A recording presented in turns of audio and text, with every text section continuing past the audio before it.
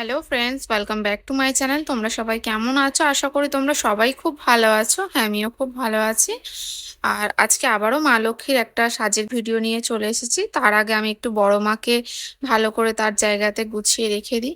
তারপরে দেখাবো তোমাদেরকে আমি মা লক্ষ্মীকে কি সাজালাম। আর হ্যাঁ, এই বড় মার ফটোটা আমি যখন বড় মার কাছে গিয়েছিলাম নৈহাটিতে, তখন ওখান থেকে নিয়ে এসেছিলাম। ওখানকার বড় মার ফটোগুলো এত সুন্দর লাগছিল যে কি বলবো, না নিয়ে থাকাই যায় না। কারণ আর সত্যি বলতে কি বলতো, মায়ের রূপটা যে এত ভালো লাগে আমার। সব মায়ের রূপই সুন্দর, কিন্তু নৈহাটির বড় মায়ের ওখানে যখন গেছিলাম, আমি যেখানেই যাই সেখান থেকেই কোনো না কোনো ঠাকুরের পট নিয়ে আসি যখন যাই। ঠাকুরের কোনো জিনিস না নিয়ে আসলে মনে হয় না যে মানে কিছু নিয়ে আসলাম, ফাঁকা ফাঁকা লাগে। তো সেই কারণে যেখানেই যাই তখনই ঠাকুরের একটা করে পট নিয়ে আসি। তো এই দেখো, এখানে বড় মায়ের ফটোটা আমি সুন্দরভাবে লাল কাপড়ের মধ্যে রেখে দিলাম আপাতত। হ্যাঁ, আমার সিংহাসনে সত্যি প্রচুর ঠাকুর, তো সেই কারণে রাখার জায়গা নেই। আগে আমার এটা ঠাকুরেরই আলমারি, তো ঠাকুরের আলমারির মধ্যেই আমি আগে ওপরে গোপাল রাখতাম।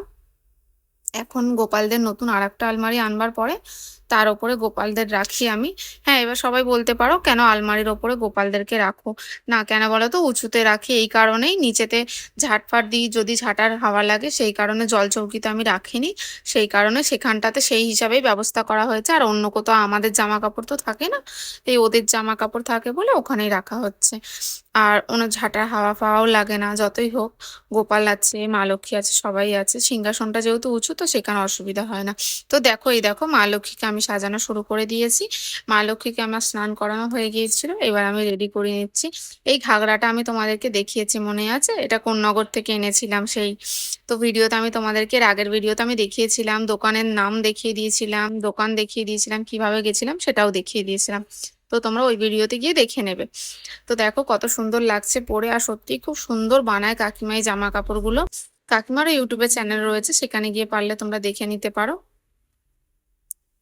তো এই দেখো, আমি ভালো করে সুন্দর করে সাজিয়ে নিচ্ছি। মা লক্ষ্মীকে কিভাবে পরাবো বুঝতে পারছি না, যেহেতু মতিগুলো আছে আমার মা লক্ষ্মীর হাতের এখানে ঢুকতে খুব অসুবিধা হচ্ছে। তো আমি আস্তে আস্তে, দেখো ওই জন্য হাতের সাইড থেকে আমি বার করে নিচ্ছি, কারণ মতিগুলোর জন্য না হাতের কাজটা আটকাচ্ছে। কারণ মা লক্ষ্মীর পেটের কাছ থেকে হাতের গ্যাপটা না বেশিটা নয়, মানে একদম ছোট্ট গ্যাপ। তো সেই কারণে একটু প্রবলেম হয়, অন্য শাড়ি কাপড়ে প্রবলেম হয় না, কিন্তু এইটাতে যেহেতু এই বড় বড় মতিগুলো আছে বলে একটু অসুবিধা হচ্ছে। তো এই দেখো, করানো হয়ে গেছে মা লক্ষ্মীর আঁচলের পোর্শনটা। এবার আমি পিছনে ঘোমটা দেওয়ার জন্য একটু বেশি করে কাপড় রেখেছি, কারণ কি মাকে ঘোমটা দিয়ে দেখতে ভালো লাগে বলে, সেই কারণে। তো বন্ধুরা, ভিডিওটা দেখতে থাকো আমি মা লক্ষ্মীকে কিভাবে সাজাচ্ছি।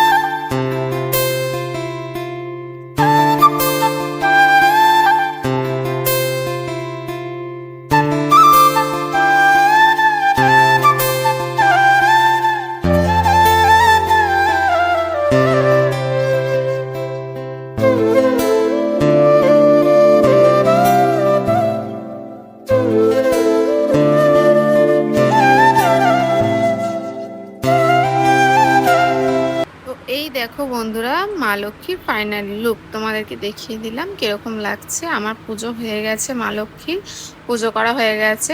তো দেখো, এই দেখো কত মিষ্টি লাগছে না মা লক্ষ্মীকে দেখতে। এই ঘাগরাটা কিন্তু খুব ভালো লাগছে মা লক্ষ্মীকে পরে, তাই না? তোমরা কিন্তু কমেন্টে অবশ্যই বলো মা লক্ষ্মীকে কেমন লাগছে। আর বন্ধুরা, ভিডিওটা যদি ভালো লেগে থাকে তো please like, comment, share and subscribe করতে ভুলো না। তো দেখা হচ্ছে পরের কোনো ভিডিওতে। ততক্ষণ তোমরা কিন্তু সবাই খুব ভালো থেকো, সুস্থ থেকো এবং আমার চ্যানেলটার পাশে থেকো। দেখা হচ্ছে পরের ব্লগে।